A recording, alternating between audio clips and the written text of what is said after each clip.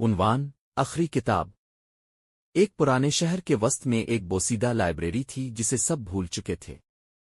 اس library کا دروازہ صرف ان لوگوں کے لیے کھلتا تھا جن کے دل میں سچی طلب ہو۔ ایک دن ریحان نامی نوجوان جو ہمیشہ تنہائی کا شکار رہتا تھا اس لائبریری کی طرف کھنچتا چلا گیا۔ اندر داخل ہوتے ہی وقت رک گیا۔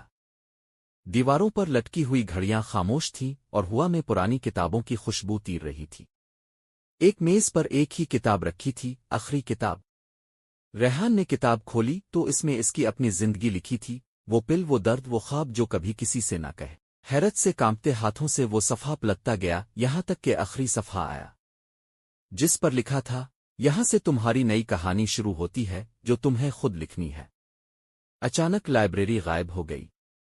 ریحان خود کو ایک نئے شہر میں پایا، نہ ماضی کا بوجھ، نہ یادوں کی زنجیر، بس ایک قلم اور ایک سفید کاغذ اور ایک نئی شروعات۔